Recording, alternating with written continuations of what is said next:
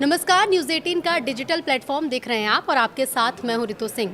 और आज के हमारे इस पॉडकास्ट के खास मेहमान हैं डॉक्टर प्रदीप कुमार गुप्ता, जो कि होम्योपैथी डॉक्टर हैं। सर, बहुत स्वागत है आपका।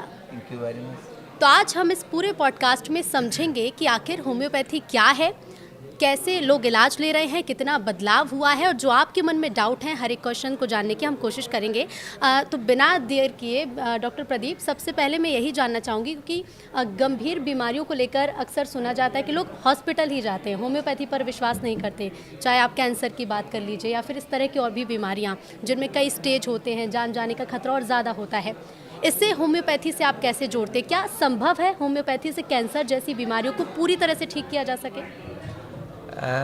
मेरा हॉस्पिटल का नाम नेमिनाथ होम्योपैथिक हॉस्पिटल है जी। और ये पूरे देश और दुनिया में मशहूर है। जब जो मॉडर्न मेडिकल साइंस है जब ये बोल देती है कि 4th स्टेज का कैंसर है जी। और इसका 2 बार ऑपरेशन हो गया, 3 बार रेडियोथेरेपी हो गया, कीमोथेरेपी हो गया, अब उसमें कुछ नहीं हो सकता है, उस कंडीशन में हम पेशेंट को ठीक करते हैं। और करंट में मेरे हॉस्पिटल की जो बेड कैपेसिटी है वो 136 है जी। और आज 112 पेशेंट एडमिट हैं और जिसमें 90% लोग वैसे ही हैं जिनको ये बोला गया था अब आपका कोई ट्रीटमेंट नहीं हो सकता, अब आपका कोई इलाज नहीं हो सकता। तो ऐसे सारे पेशेंट को 1 से 2 दिन में 10 से 40% तक आराम आता है होम्योपैथी मेडिसिन से। जी। और और जो मेरे सोशल मीडिया प्लेटफॉर्म पे हमेशा वीडियो लाइव अवेलेबल रहते हैं। जी। तो मेरा कहना ये है कि होम्योपैथी ही है जो आपकी जान बचाती है। जी। आपको जब करंट मेडिकल सिस्टम मना कर देता है तब होम्योपैथी आपके रेस्क्यू के लिए आती है और आपको पूरी तरह से ठीक करने में कोशिश करती है और सफल होती है। जी। डॉक्टर प्रदीप, जैसा कि आप बता रहे हैं कि आपका पूरा एक हॉस्पिटल है, अक्सर होम्योपैथी को लेकर लोगों के मन में ये कॉन्सेप्ट है कि आप एक क्लिनिक पर जाएंगे, आपको कुछ सफ़ेद रंग की कुछ छोटी छोटी दवाइयों की डिब्बियाँ मिलेंगी, आप उन्हें 30 दिन 45 दिन तक खाएंगे और फिर उसके बाद आप फिर से उसी डॉक्टर के पास जाते हैं और फिर आप देखते हैं कि हाँ, थोड़ा सा बदलाव हो रहा है। लेकिन अब हॉस्पिटल भी आ गए हैं जो अब नई चीज़ है और जो शायद कई लोगों को हमारे देश में पता भी नहीं है कि वो एक ऐसे हॉस्पिटल में जा सकते हैं जहाँ पर उनका प्रॉपर ट्रीटमेंट हो सकता है, वो वहाँ पर एडमिट भी हो सकते हैं। तो ये बदलाव, ये समय कैसे देखते हैं आप? 2007 में मैंने नेमिनाथ होम्योपैथिक हॉस्पिटल शुरू किया। इनिशियली ये 25 बेड से शुरू हुआ था, जी। जो बढ़ते बढ़ते आज 136 बेड तक पहुंचा है। और इसमें महीनों नहीं लगते हैं, मिनटों में हम लोग रेस्पॉन्स देते हैं। हमारे यहाँ स्टैंडर्ड ऑपरेटिंग प्रोसेस है। जी। कोई भी पेशेंट आएगा, वो ओपीडी में आएगा, हम उसका बातचीत करेंगे और 20 मिनट के अंदर उसको रिलीफ प्रोड्यूस करेंगे। सिर्फ 20 मिनट 20 मिनट में 95% लोगों में 20 मिनट में रिजल्ट आता है और जो 5% लोगों में नहीं आता है जी। उनमें से 95% लोगों को अगले 20 मिनट में आ जाता है। यानी कि कह सकते कि 1 घंटे भर की ये पूरी प्रोसेस घंटे भर के अंदर 99% लोगों को रिलीफ आता है। जी। और बहुत सीरियस पेशेंट एम्बुलेंस में आते हैं, हम उनको भी एडमिट करते हैं। और हमारे पास 40 डॉक्टरों की टीम है और हमारा हॉस्पिटल शायद दुनिया का पहला हॉस्पिटल है जो कभी भी बंद नहीं होता, जिसमें ओपीडी 365 दिन चलती है। आप संडे को आए, मंडे को आए, सरकारी छुट्टियों में किसी भी दिन आए, होली आए, दिवाली आए, किसी भी दिन आएंगे आपको ओपीडी फंक्शन मिलेगी। डॉक्टर प्रदीप, हम कई बार देखते हैं जब हम एलोपैथी में जाते हैं, किसी भी हॉस्पिटल में जाते हैं, आप मामूली बुखार के लिए जाइए, लेकिन उसके पहले आपको दवाइयाँ बाद में दी जाएंगी। पहले आपके 10 से 15 टेस्ट किए जाते हैं, यूरिन से जुड़ा हुआ टेस्ट, ब्लड से जुड़े हुए ढेरों टेस्ट किए जाते हैं, जिनकी कॉस्ट भी अच्छी खासी जाती है, बिल भी अच्छा खासा बनता है, लेकिन वो समय भी लेता है। आपने सुबह टेस्ट कराया, 2 घंटे बाद रिपोर्ट आएगी, तब तक मरीज़ बुखार में है या फिर एक इंजेक्शन के भरोसे है। लेकिन जैसा कि आप बता रहे हैं कि जैसे आपके पास पेशेंट पहुँचता है, 20 मिनट के अंदर इलाज पूरा। हाँ, हमारे हॉस्पिटल का प्रोसेस है कि हम लोग बजाय टेस्ट कराने के, टेस्ट को एसेंशियल है तो कराने के लिए लिखते हैं, लेकिन ट्रीटमेंट उसका इमीडिएट शुरू करते हैं, क्योंकि पेशेंट जो आया है वो रिलीफ के लिए आया है, ना कि वो टेस्ट कराने के लिए। और 90% लोग तो हमारे पास परेशान होकर, निराश होकर, बड़ी बड़ी मोटी मोटी फाइलें लेकर ही आते हैं। जी। मैंने मैंने अपने जीवन में शायद ही किसी को सीटी या एमआरआई या इवन एक्सरे लिखा हो। अच्छा। मुझे नहीं ज़रूरत पड़ती। मैं ये नहीं कह रहा हूँ ज़रूरत नहीं है, बट मुझे नहीं ज़रूरत पड़ती, मैं ये कह रहा हूँ। यानी कि न्यूरो से जुड़े हुए जितने भी केस होते हैं, माइग्रेन, क्योंकि आजकल हम देख रहे हैं माइग्रेन पर मैं अलग से भी आप पर बात करूंगी, लेकिन माइग्रेन जैसी कई ऐसी बीमारियां हैं जो आजकल युवाओं में खास तौर पर ज़्यादा देखी जा रही हैं, महिलाओं में बहुत ज़्यादा देखी जाती है। तो ऐसे केस में जब आप एलोपैथी में जाते हैं तो आपका स्कैन कराया जाता है, फिर उसके बाद क्योर करते कि हाँ फिर क्या है, ट्रीटमेंट क्या करना है। तो माइग्रेन जैसी जो बीमारियाँ, क्या उनके लिए भी कोई टेस्ट होते हैं होम्योपैथी में? माइग्रेन जैसी बीमारी में कोई टेस्ट में कुछ आता नहीं है। ये तो एक फंक्शनल डिस्टरबेंस है ब्रेन का, जी। जो बहुत सारे फैक्टर से ट्रिगर करता है, जिसमें एक स्ट्रेस फैक्टर है। तो बेसिकली हम पेशेंट से मिलके ये जानने की कोशिश करते हैं जी। कि उसको करंट में स्ट्रेस क्या है, उसके अंदर किसी बात को लेके डर है जी। या गुस्सा है या कोई उसको भयभीत कर रखा है। तो इन्हीं से बातों को ध्यान में रखते हुए हम लोग ट्रीटमेंट करते हैं और हम लोग 99% सफल रहते हैं किसी बिना किसी टेस्ट के। अच्छा डॉक्टर, हम जानते हैं कि जब भी किसी भी, चाहे जैसा कि मैं पहले भी कहती आई हूँ कि कैंसर जैसी बीमारियाँ तो हैं ही, लेकिन इसके साथ ही साथ मामूली बुखार, आजकल लोगों को वायरल बहुत जल्दी हो जाता है। कोविड के बाद से हम देख रहे हैं इम्यूनिटी पे बहुत ज़्यादा फ़र्क पड़ा है। तो मामूली सर्दी ज़ुकाम के लिए भी आप 4 से 5 दवाइयाँ लेते हैं, डॉक्टर आपको दवाइयाँ देते हैं। जब आप हॉस्पिटल जाते हैं कि सुबह की 3 दवाइयाँ हैं, दोपहर में आपको सिरप के साथ 2-3 दवाइयाँ लेनी हैं, सोने के पहले इतनी दवाइयाँ लेनी हैं, यानी कि पूरे दिन में आप 6 से 7 गोलियां खा रहे हैं। होम्योपैथी इससे कितना अलग होता है, कितनी दवाइयों की जरूरत और कितने दिन तक? होम्योपैथी का प्रिंसिपल ही है कि एक दवाई देनी है, कभी भी 2 दवाई की ज़रूरत नहीं होती जी। 99% लोग एक ही दवाई से और कुछ ही खुराक से ठीक हो जाते हैं। अगर किसी को वायरल है तो हमारे हॉस्पिटल का प्रोसेस है कि उसको एक दिन में ठीक कर देंगे। मैक्सिमम 3 दिन में कोई भी इन्फेक्शन हो, चाहे वायरल हो बैक्टीरियल हो, ठीक हो जाता है। एलर्जिक रिएक्शंस को छोड़कर सारे जो इन्फेक्शंस होते हैं वो मैक्सिमम 3 दिन में ठीक हो जाते हैं। और एलर्जी में कितना समय लगता है? एलर्जी में डिपेंड करता है एलर्जी कितनी चीज़ों से और कितनी पुरानी है और कितना उसका अंदर डैमेज हो चुका है। तो जैसे मैंने आपको पहले बताया कि रिलीफ तो अब पेशेंट को 20 मिनट में आ जाता है जी। अभी डिपेंड करता है कि उसको कितनी चीज़ों से एलर्जी और कितनी है। तो कई बार कुछ हफ्तों से लेकर कुछ महीनों तक लग सकते हैं एलर्जी पूरी तरह ठीक हो जाए।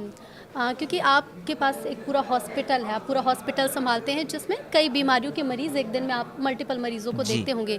एलर्जी के मरीज़ आजकल हम देख रहे हैं बहुत ज़्यादा बढ़ रहे हैं, ख़ासतौर पर पॉल्यूशन की वजह से भी, और इसके साथ ही साथ पॉल्यूशन के साथ साथ हम देख रहे हैं कि पॉल्यूशन के अलावा लोगों को मेकअप की वजह से कभी कभी एलर्जी हो जाती है। लेकिन असल में एलर्जी को अगर समझना चाहें तो एलर्जी क्या है? एलर्जी बॉडी का एक एग्जेजरेटेड रिएक्शन है किसी चीज़ को लेकर के, और फंडामेंटली होम्योपैथिक ट्रीटमेंट इसी पे बेस करता है कि बॉडी के सारे फंक्शंस को, इम्यून सिस्टम को नॉर्मल हार्मोनाइज कर दिया जाए। इसीलिए होम्योपैथी में हम लोग एलर्जी को पूरी तरह ठीक करने में सक्षम होते हैं, क्योंकि हम व्यक्ति की इम्यूनिटी को बूस्ट करके और जहाँ पर भी समस्या आ रही है उसको दूर करके उसको ठीक करने की कोशिश करते हैं। डॉक्टर प्रदीप, जो एलर्जी के मरीज़ होते हैं उनका ये मानना होता है कि एलर्जी, कई मरीज़ों में क्योंकि ऐसे केस देखे गए कि पूरी तरह से जब वो एलोपैथी में जाते हैं, इलाज कराते हैं, कि पूरी तरह से ठीक नहीं है। जब तक आप दवाइयाँ लगा रहे हैं आप ठीक हैं, आप खा रहे हैं ठीक है, लेकिन जैसे आप दवाइयाँ छोड़ते हैं आपकी एलर्जी वापस लौट के आ जाती है, चाहे वो स्किन में रैशेज जैसी चीज़ें हों या फिर कई तरह की एलर्जी हमने देखी हैं।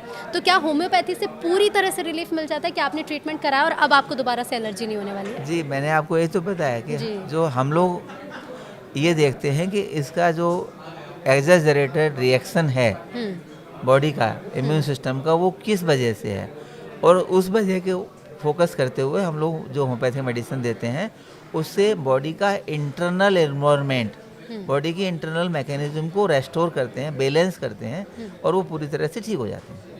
तो डॉक्टर, मरीज़ को देखकर कैसे पता चलता है? अगर मान लीजिए आपके पास कोई मरीज़ पहुंचा है जिसको बुखार है, अब जनरली हम देखते हैं कि जब वो दूसरे डॉक्टर के पास जाते हैं तो मैंने जैसे पहले भी कहा कि कई तरह की जांच की जाती है, तो लेकिन होम्योपैथी में हम देखते हैं जैसा आप बताएं सिर्फ एक ही दवाई दी जाती है, तो कैसे पता चलता है कि शरीर के किस हिस्से के लिए जी ये है? ये बहुत सिंपल है। जैसे कोई भी पेशेंट आया, फॉर एग्जाम्पल किसी को वायरल हुआ है जी।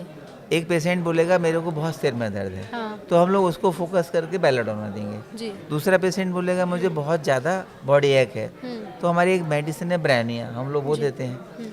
इसी में एक पेशेंट बोलेगा साहब मैं बहुत ड्राउजी हो रहा हूँ, मेरी नींद नहीं खुल रही है, मेरी आंखें झुकी जा रही हैं, हाँ। तो हम लोग जैल्सीमियम देंगे। तो जैसे जो की सिम्टम होता है बॉडी का, जो इंडिविजुअल रिएक्शन होता है, उसको हम फोकस करते हुए और मेडिसिन देते हैं, इसीलिए आदमी 20 मिनट में ठीक हो जाता है।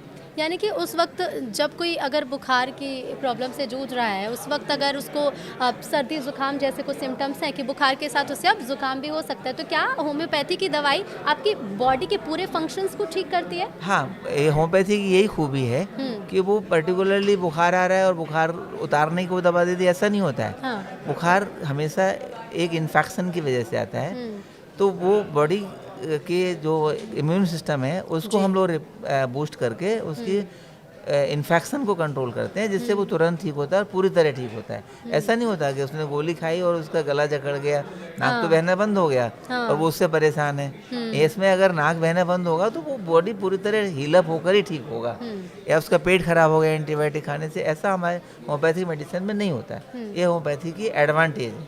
हाँ। और अगर होम्योपैथिक और डिटेल में समझना चाहें, क्योंकि इस तरह की बीमारियों की तो हमने बात करी, लेकिन एक्सीडेंट का केस हुआ तो लोग तुरंत लेकर हॉस्पिटल पहुंचते हैं कि जल्दी से अब उसकी ड्रेसिंग करवानी है, अगर स्टिचेस हैं तो वो लगते हैं। तो ऐसे में कैसे लिंक कर सकते हैं होम्योपैथी के लेकर, आप इस तरह के इलाज को कैसे देखते हैं? हाँ, मैं आपको बताना चाह रहा हूँ कि बहुत सारे सर्जन जी इंजरी के केस में होम्योपैथिक मेडिसिन जैसे कि आर्निका यूज करते हैं। जी। बहुत सारे सर्जन बहुत सारी क्लिनिकल कंडीशंस में आर्निका के अलावा स्टेफिस कैलेंडुला यूज करते हैं, और हम भी अपने हॉस्पिटल में ये यूज करते हैं और इनसे बहुत जल्दी ठीक होता है। जैसे एलोपैथी में कोई ऐसी मेडिसिन नहीं है जो कि हड्डी को जोड़ने में कारगर हो। हाँ। प्लास्टर कर दिया, ऑपरेशन कर दिया और वो एंटीबायोटिक दे रहे हैं, पर एंटीबायोटिक से इन्फेक्शन रुक रहा है, हाँ। लेकिन हीलिंग नहीं हो रही। हाँ। होम्योपैथी में ऐसी मेडिसिन है जो हीलिंग को प्रमोट करती हैं, जैसे मैंने अभी नाम लिया, आर्निका है, कैलेंडुला है, रूटा है, रस्टॉक्स है, ये इंटरनल हीलिंग को प्रमोट करती हैं, इससे आदमी जल्दी ठीक हो जाता है। तो जैसा कि हम फ्रैक्चर की बात कर रहे हैं, जुड़ने में कितना समय लगता है? आप बता रहे कि 20 मिनट में अगर बुखार है वो तो ठीक हो जाएगा, लेकिन इस प्रोसेस में कितना समय लगेगा? नॉर्मली माना जाता है कि फ्रैक्चर जो है 6 वीक में ठीक होता है जी। लेकिन अगर हम होम्योपैथिक मेडिसिन लेते हैं तो उसका कैलस बहुत अच्छा, बहुत जल्दी 2 से 3 वीक में फॉर्म हो जाता है और वो विजिबल रिजल्ट आता है उसका। डॉक्टर, अगर कैंसर की हम बात करें, क्योंकि गंभीर बीमारियों में पहले भी मैं जिक्र कर चुकी हूँ, कैंसर जैसी बीमारी जो अलग अलग स्टेज की है, अब जान जाने का खतरा बहुत ज़्यादा रहता है। आजकल हम देख रहे हैं कि फैमिली में, हर फैमिली में कोई एक पर्सन है या फिर उनके आसपास हर 3 या 4 में से कोई एक इंसान है जिसे कैंसर हो सकता है। मरीजों की संख्या बढ़ती जा रही है, लेकिन कैंसर में कहते हैं कीमोथेरेपी है जो बहुत ज़्यादा खतरनाक होती है, लोगों को डर लगता है। ट्रीटमेंट ऐसा होता है कि पूरा परिवार जो है वो पीड़ित, मान लीजिए आप उसको, कि पूरा मरीज तो है ही लेकिन पूरा परिवार भी उसके साथ मरीज बन जाता है। होम्योपैथी कैंसर जैसी बीमारियों को कितना जल्दी ठीक कर देती है और उसके क्या स्टेज है, किस तरह से पूरा इलाज होता है? देखिए, मेरे पास 80 to 90% पेशेंट वो आते हैं जो ऑलरेडी कीमोथेरेपी 2 बार 3 बार ले चुके होते हैं, रेडियोथेरेपी करा चुके, टूटे हुए होते हैं जी। और जिनको बता दिया जाता है कि अब आपका लाइफ जो है वो 1 महीने का है या 2 महीने का है, अब आप में कोई होप नहीं है। ऐसे मरीज एक लंबे समय तक सरवाइव करते हैं। मेरा सबसे पुराना मरीज नेमिनाथ हॉस्पिटल का 2007 में जिसको लंग कैंसर था और जिसको बता दिया गया था ये 2-3 महीने सरवाइव करेगा, वो आज भी सरवाइव कर रहा है और पूरी तरह से फिट है। उसको 2 बच्चों का पिता भी है वो। ऐसे बहुत सारे पेशेंट हैं। एक पेशेंट को पेनिस कैंसर था, 92 में उसको बोल दिया गया था इसका ये होगा वो होगा, आज भी वो बिल्कुल ठीक चल रहा है। तो कैंसर कोई बाहर से टपकी हुई चीज़ नहीं है। कैंसर बॉडी के अंदर ही एक डिस्टरबेंस पैदा हुआ है जो कि एक्सेजरेटर होकर के नए सेल्स बना रहा है। तो उसको कीमोथेरेपी से मार देने से या उसको ऑपरेशन से काट देने से वो ठीक नहीं होगा जी। वो बॉडी की इंटरनल मैकेनिज्म जिसमें कि नॉर्मल बैलेंस होना चाहिए उसी से ठीक होगा। और होम्योपैथी मेडिसिन वही डीएनए को रिपेयर करती है जी। और कैंसर के म्यूटेशन को रोकती है, इसलिए होम्योपैथी बहुत सक्षम है। बस समझना ये है कि कौन सी मेडिसिन से आपका डीएनए का म्यूटेशन रुकेगा। इसीलिए ये होलिस्टिक साइंस है। हम लोग पेशेंट से बातचीत करके, उसके घर वालों से बातचीत करके उसको होलिस्टिक मेडिसिन, कॉन्स्टिट्यूशनल ट्रीटमेंट देते हैं जिससे कि वो पूरी तरह से ठीक होने में सक्षम रहता है। डॉक्टर प्रदीप, आप जैसा बता रहे हैं कि कई मरीज़ जो आपके पास 90% पहुंचते हैं वो होते हैं जो इलाज करा चुके हैं, लेकिन उनकी जो बीमारी है वो पूरी तरह से ठीक नहीं हो रही है, लंबे जी। समय से जूझते आ रहे हैं। जी। एक सामान्य पेशेंट जो पहली बार बीमारी होने पर आपके पास पहुंचता है, और एक वो पेशेंट जो लंबे समय से कई दवाइयां खा रहा था, कई तरह की थेरेपी ले रहा था और उसके बाद पहुंचता है, कितना अंतर होता है दोनों का इलाज करने में और कितना समय दोनों में प्रोसेस क्या जो होता है? ऑलरेडी जिसका सिस्टम वीक कर दिया है और आप सभी जानते हैं कीमोथेरेपी का कितना साइड इफेक्ट होता है, रेडियोथेरेपी बिल्कुल। का साइड इफेक्ट होता है, उसको नेचुरली थोड़ा ज़्यादा टाइम लगता है। हाँ। और जो सीधा आते हैं वो बहुत जल्दी 3 से 6 महीने में काफ़ी हद तक ठीक हो जाते हैं। और हमारा जो प्रोसेस है कि हम उसको 2 से 3 दिन में कोई ना कोई मेडिसिन ऐसा सेलेक्ट कर देते हैं, जी। तो वो पेशेंट 10 से 50% तक बेटर फील करते हैं। तो अभी तक आपके हॉस्पिटल में कितने कैंसर पीड़ित मरीज हैं जो अब नॉर्मल लाइफ जी रहे हैं? मैं आपको बता रहा हूँ मैडम, मैं कैंसर पर 1984 से काम कर रहा हूँ। जी, लंबा समय हो चुका जहाँ है। 40-41 साल हो गए हैं, जिसमें बहुत सारे लोग 20 साल से 25 साल से एकदम फिट हैं। जैसे मैंने अभी बोला कि जो एक पेनिस कैंसर का पेशेंट था, जी, जी। जो कोई रेयर होता है, 94 में मेरे पास आया था, अभी तक वो एकदम नॉर्मल है। और लंग कैंसर का पेशेंट जो 2007 में आया था, वो एकदम नॉर्मल है, 2 बच्चों का पिता भी है। तो ऐसे सैकड़ों मरीज हैं जो कि अपना एकदम पूरी तरह से ठीक होकर के नॉर्मल लाइफ जी रहे हैं।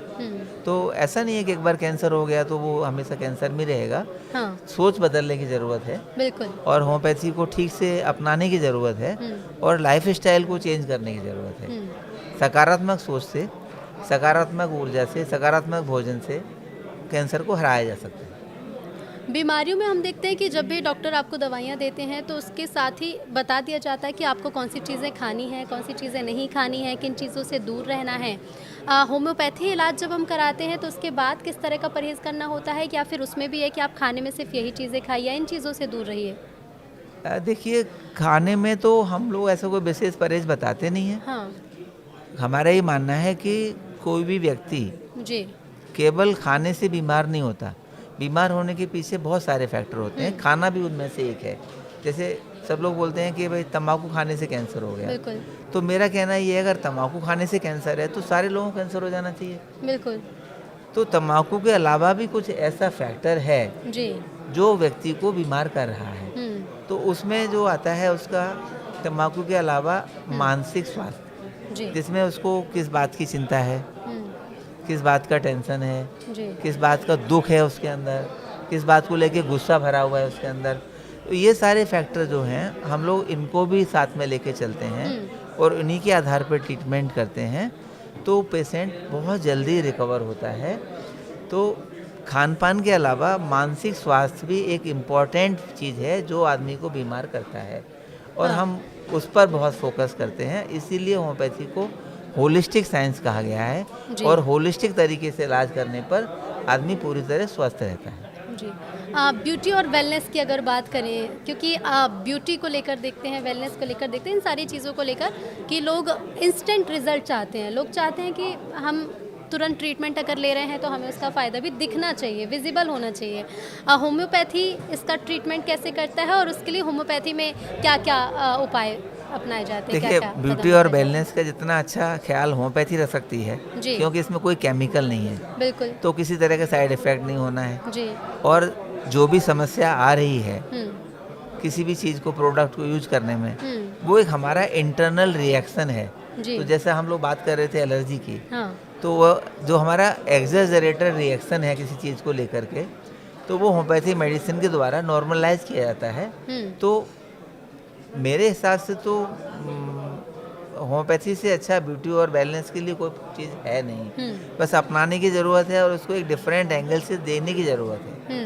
तो कितना अपना रहे हैं, लोगों में कितना बदलाव आया, या फिर अभी ऐसा है कि लोगों तक ये चीज़ें पहुंच नहीं पाई हैं नहीं, तो अभी? ऐसा नहीं है। जैसे हाँ। हेयर फॉल के लिए तो होम्योपैथी बहुत फेमस है, हाँ, एक्ने के लिए होम्योपैथी बहुत बहुत फेमस है, फेमस है। जी, और बहुत सालों से फेमस है। जी। मस्सों के लिए सब लोग बोलते हैं, सर्जन्स भी बोलते हैं, हाँ। एलोपैथ भी बोलते हैं भाई होम्योपैथी दवाई लीजिए। जी। तो बहुत सारी चीज़ों में होम्योपैथी पहले से कारगर है। जो बहुत सारी चीज़ें नहीं हैं उसमें धीरे धीरे लोगों में रुझान बढ़ रहा है और बहुत इसका लोगों पर असर आ रहा है। आजकल हम देख रहे हैं कि पेरेंट्स काफ़ी जागरूक हो गए हैं बच्चों की मेंटल हेल्थ को लेकर, क्योंकि उस तरह के केस बढ़ते जा रहे हैं, डिप्रेशन के मामले बहुत ज़्यादा बढ़ रहे हैं। क्योंकि आप पहले भी, जैसे कि मैं आपसे पूछ चुकी हूँ, कि पूरा हॉस्पिटल चलाते हैं, तो ऐसे कितने पेरेंट्स होते हैं जो आपके पास बच्चों की मेंटल हेल्थ को लेकर पहुँचते हैं, और हाँ, फिर कितने दिन बाद वो पहुँचते हैं कि अब हमारा बच्चा पूरी तरह से ऐसे ठीक हो बहुत चुका सारे है? लोग हैं जी। जो बच्चों को लेकर के आते हैं, उनके व्यवहार को लेकर के आते हैं, और जैसे अगर कोई विशेष समस्या नहीं है जी। तो 2 से 3 बार आने में ही बच्चे पूरी तरह ठीक हो जाते हैं। यहाँ तक कि जो आपने सवाल पूछा है, इसको मैं एक्सटेंड कर रहा हूँ। हाँ, बिल्कुल। एडीएचडी जी।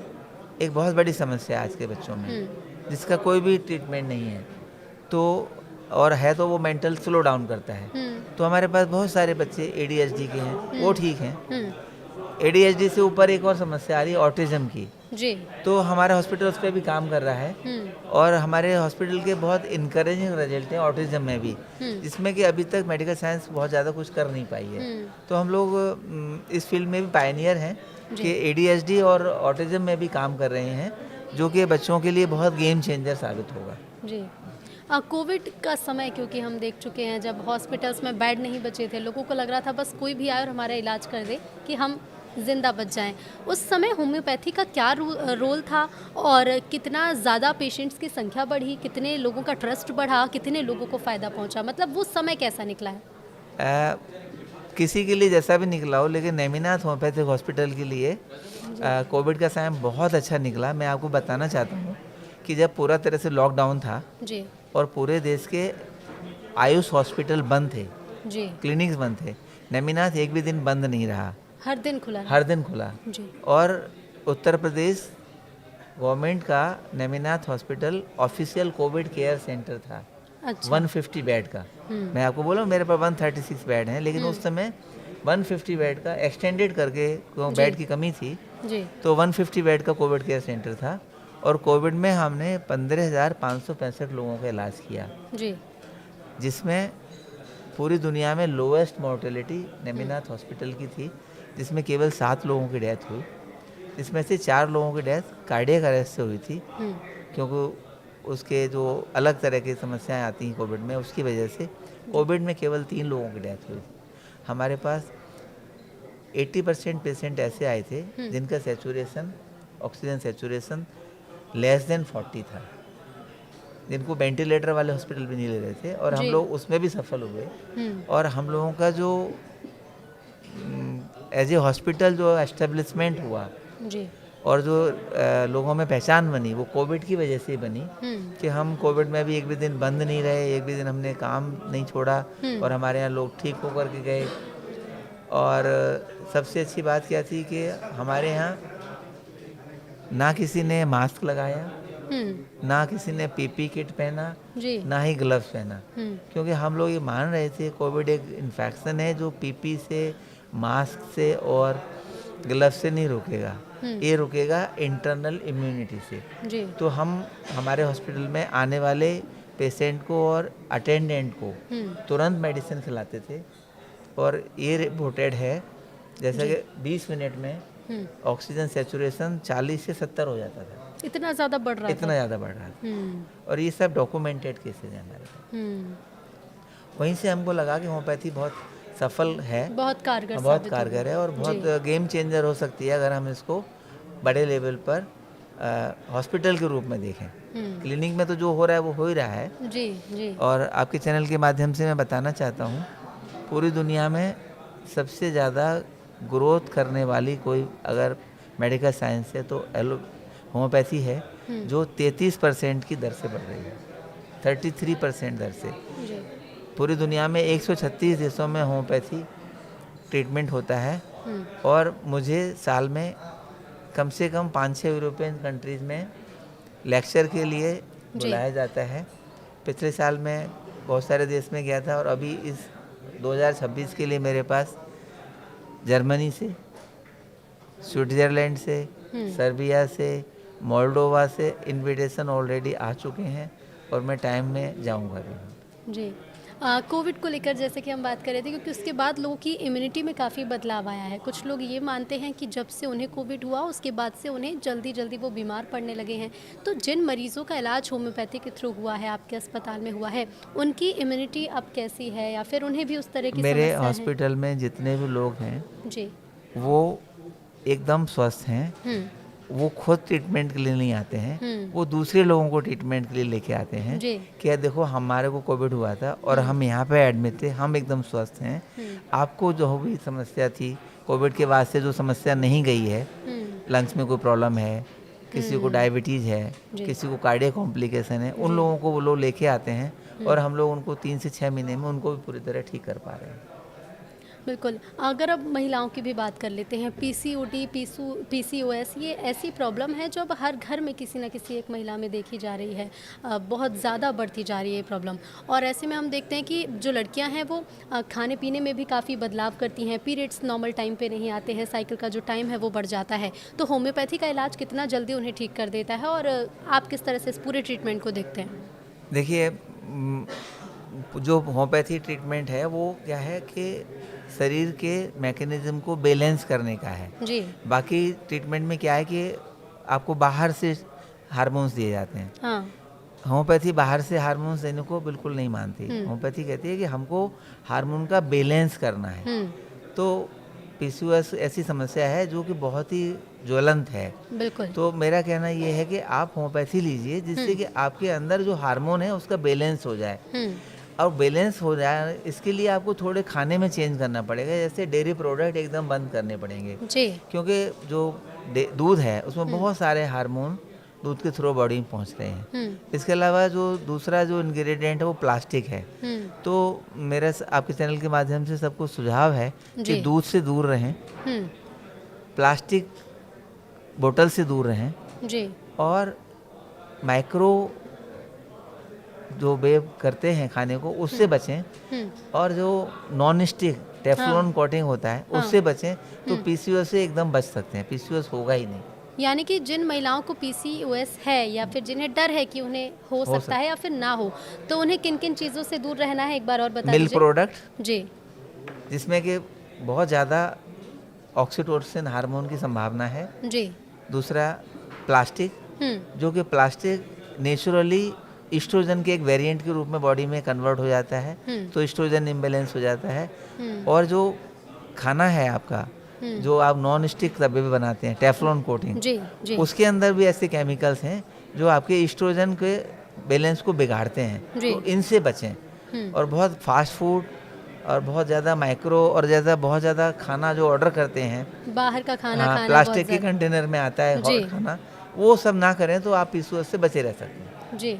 महिलाओं से जुड़ी हुई तो और भी समस्या हैं, लेकिन इसके साथ ही हम देखते हैं कि पैरालिसिस जैसी भी कुछ बीमारियां हैं जो लोग उसका इलाज तो करा लेते हैं, लेकिन उनके शरीर पर उसका प्रभाव लंबे समय तक देखा जाता है। किसी को बोलने में दिक्कत होती है, किसी को चलने में दिक्कत होती है, किसी की इम्यूनिटी बहुत वीक हो जाती है। तो होम्योपैथी क्या पैरालिसिस के मरीजों को पूरी तरह से ठीक कर देता है? हाँ, ये आपने बहुत अच्छा प्रश्न पूछा। कैंसर के अलावा जो नेमिनाथ प्रसिद्ध है, जी, तो उसमें पैरालिसिस भी एक बहुत इम्पोर्टेंट है। जी। नेमिनाथ जो सबसे ज़्यादा प्रसिद्ध है वो कैंसर के लिए, जी, डायबिटीज़ के लिए और रीनल फेलियर के लिए डायलिसिस की ज़रूरत नहीं पड़ती, जी, और उसके बाद पैरालिसिस के लिए हमारे पास ऐसे रिपोर्टेड केस हैं जो 5-5 साल से 7-7 साल से बेड पर थे, जी, और वो 2-3 महीने वहाँ आकर के एडमिट रहे और हमने उनको अपने पैरों पर घर भेजा। तो होम्योपैथी बहुत ज़्यादा सक्सेसफुल है पैरालिसिस में। और हम तो सबको एक ही बात बोलते हैं, भाई आपका कोई भी अंग काम नहीं कर रहा है तो आप थोड़े दिन यहाँ आ जाइए, यहाँ रहिए, हम आपको चला के भेजेंगे। और हम आज तक इसमें सफल रहे हैं। मुझे याद नहीं आ रहा कोई भी पेशेंट हमारे यहाँ से निराश गया हो। यानी कि ज़रूरत है तो सिर्फ भरोसा करने की कि आप आइए और आने की और रहने की। जी। कितना समय लगता है पैरालिसिस के मरीजों को? कितना समय? डिपेंड करता है कितना पुराना है और कितना एक्सटेंसिव डैमेज है। हाँ। बहुत सारे लोग एक वीक में भी 90% ठीक हो जाते हैं। जी।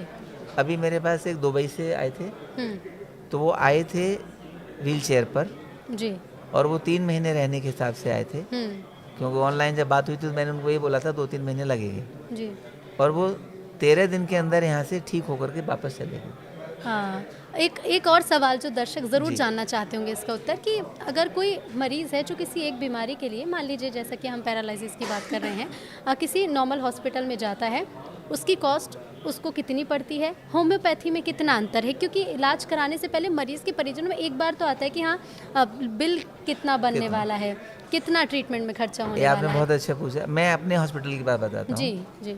जनरल बेड हम्म, एक दिन का खर्चा 2250 रुपये, जी। जिसमें उसका खाना शामिल है, हम्म, मेडिसिन शामिल है, जी। डॉक्टर फीस शामिल है, हम्म, नर्सिंग चार्ज शामिल है। यानी कि एक दिन में 2250 रुपये में उसका पूरा ट्रीटमेंट शामिल है, जी। उसको ऊपर से कुछ नहीं देना। अगर किसी तरह की जांच होती है तो? जांच हम लोग जनरली कराते नहीं हैं, और कोई जांच कराते भी हैं तो मैक्सिमम ब्लड शुगर जी। या हीमोग्लोबिन, हम्म, जो 100-200 रुपये से ज़्यादा की एक हफ्ते में नहीं होते। हम्म, तो हमारा हॉस्पिटल बहुत इकोनॉमिक है, हम्म, और इसीलिए हमारे हॉस्पिटल में बेड की बहुत मारामारी रहती है। जी।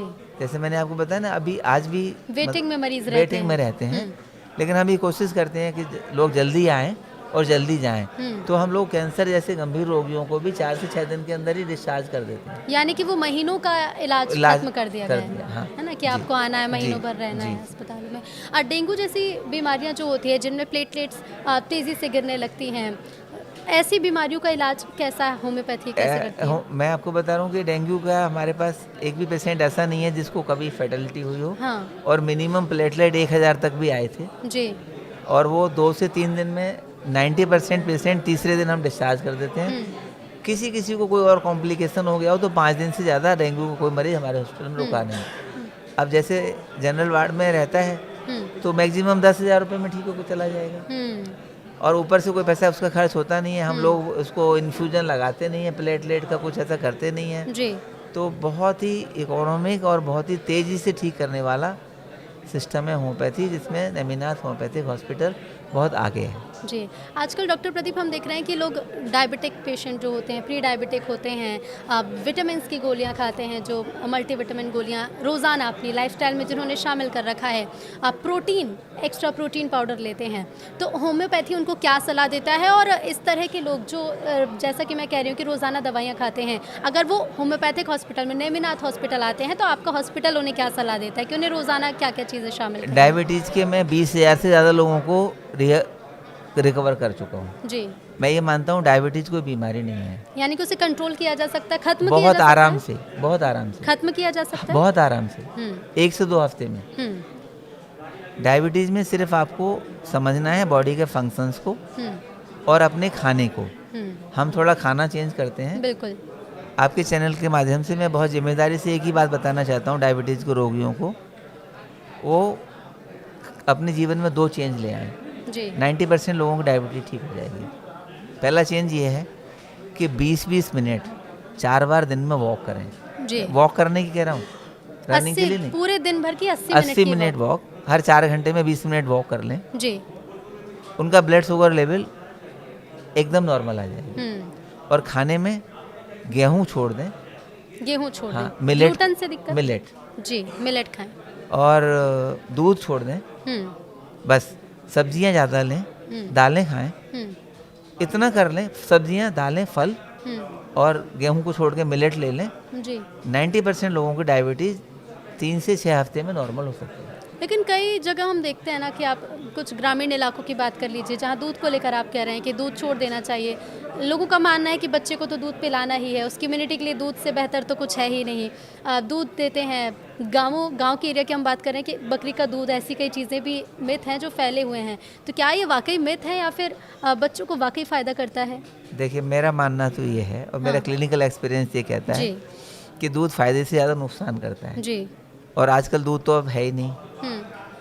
आपको अगर सोर्स से दूध नहीं मिल रहा है, मीन्स आप सामने निकलवा के गाय से या भैंस से दूध नहीं ले रहे हैं, तो दूध आपके काम का नहीं है।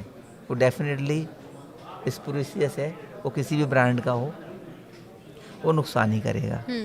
और बड़ा मेरा सिंपल एक आंसर रहता है सबके लिए, प्रकृति में कोई भी जानवर किसी दूसरे जानवर का दूध नहीं पीता है। एक मानव ही है जो बुढ़ापे तक, तो मेरे हिसाब से तो दूध किसी तरह का कोई बहुत फ़ायदेमंद चीज़ हो ऐसा नहीं है। दूध के स्थान पर आदमी अगर सिंपल पालक जी। और मूंगफली, ये 2 चीज़ें लेगा। लोग वीगन जाते हैं, लोग कोकोनट मिल्क लेते हैं, बादाम का दूध लेते हैं, क्या वो सेहत के लिए अच्छा है? मैं तो बोल रहा हूँ मिल्क लेते क्यों हैं बादाम का? बादाम ही खाए ना सीधा। हुँ। उसको प्रोसेस करने की, उसमें केमिकल करने की क्या ज़रूरत है? हाँ, क्योंकि लोगों का है ये कि नहीं, अगर नहीं। आप डाइट कर रहे हैं तो आप कोकोनट मिल्क ले रहे नहीं, हैं। आपको कोकोनट ही खाना चाहिए ना, कोकोनट को मिल्क क्यों कहना? आप सीधा-सीधा कोकोनट खा लीजिए, आप सीधा-सीधा बादाम खा लीजिए, बहुत ज़्यादा आप पीस के खा लीजिए। तो आप वो बादाम का या कोकोनट का आपका शेक हो गया। आप उसको मिल्क कह करके अपने को क्यों भ्रमित कर रहे हैं? हाँ। और क्यों उसमें एडिशन कर रहे हैं दूसरी चीज़ों का जो नुकसानदेह है? मेरा कहना सिर्फ ये है। तो क्योंकि आप होम्योपैथिक डॉक्टर हैं, हमारे दर्शकों को क्या सलाह देना चाहेंगे उनके स्वास्थ्य को लेकर और उनकी लाइफस्टाइल को लेकर? मैं सिर्फ 2 बातें कहना चाहता हूँ। बीमारी आपकी सोच से होती है। जी। तो आप जहाँ भी हों, जो भी करते हो, अपनी सोच पॉजिटिव रखें। जीवन में उतार चढ़ाव आते रहते हैं। कोई ऐसा उतार चढ़ाव नहीं होता जो आपके जीवन से ज़्यादा महत्वपूर्ण हो। बिल्कुल। और खाना आप सब खाइए, लेकिन पोर्शन कंट्रोल करना सीखिए। किसी चीज़ की क्रेविंग नहीं होनी चाहिए।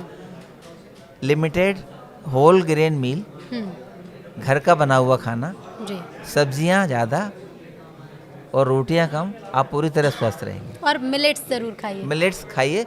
ऐसा नहीं मिलेट्स कोई बहुत ज़्यादा ही अच्छी चीज़ है, गेहूँ बहुत ख़राब है, ऐसा नहीं मेरा मानना। लेकिन आप थोड़ा गेहूँ सा भी बदलाव बैलेंस कर लीजिए थोड़ा जी। और बदलाव कर लीजिए। जी। और सारी दालें खाइए, सारी सब्जियां खाइए, सेलेक्टेड मत चलिए।